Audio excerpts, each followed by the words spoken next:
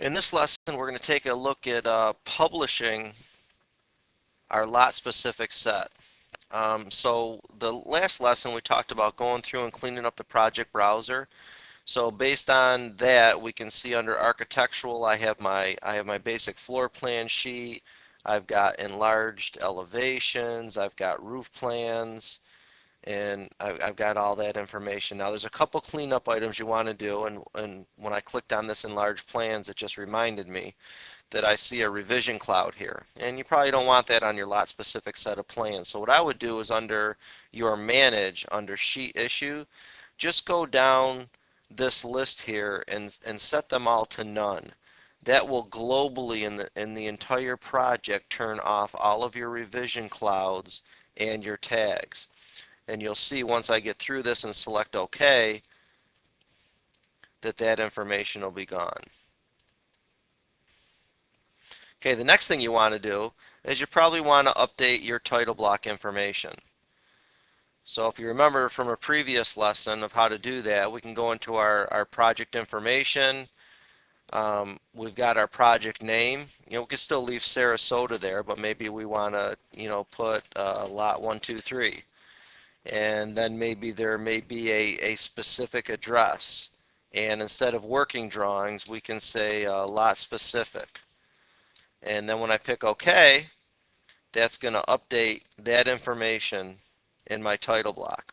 So now let's assume that our project browser is all cleaned up. We've done all the electrical circuiting that needed to be done to complete the electrical panel, and we're ready to publish our set of drawings to a DWF book. So to do that, we're going to the main application dropdown, selecting export, and then to DWF. Now sometimes when you go to select DWF, it's grayed out.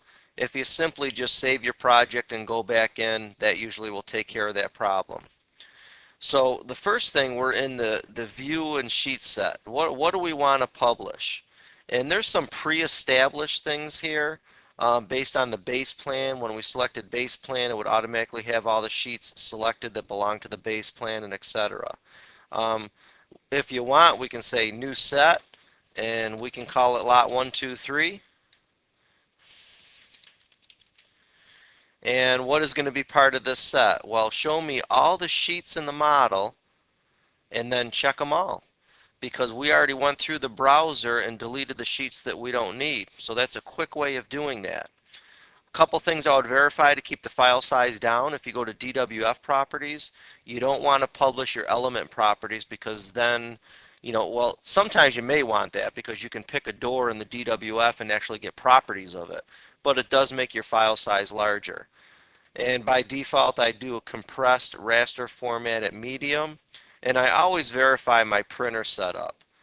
I just go specify 22 by 34, which is a standard sheet size that we use, and make sure zoom is set to 100%. That way everything is to scale.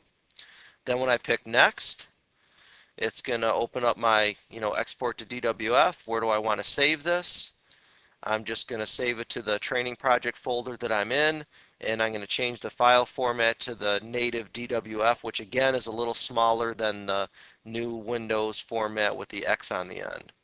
Once I do that, I'm going to go ahead and call this lot 123, and then I select OK, and that's going to export my DWF book. And I'm just going to pause the video for a minute while that completes, and I'm just going to show you the end result. Okay, so now it's done publishing, and I've opened the DWF file, and it doesn't do everything in perfect order, so you do have to move a couple things around. It's mostly just the things that aren't your typical numeric numbers, like the CS1, which is the cover sheet, and then just bring up your general notes, and then if required, your schedule sheet, but you may not need that on your lot specific set of plans, and then your wall types. So now that it's dragged in order, I go ahead and save it, and I have my lot specific DWF ready to go, be signed and sealed.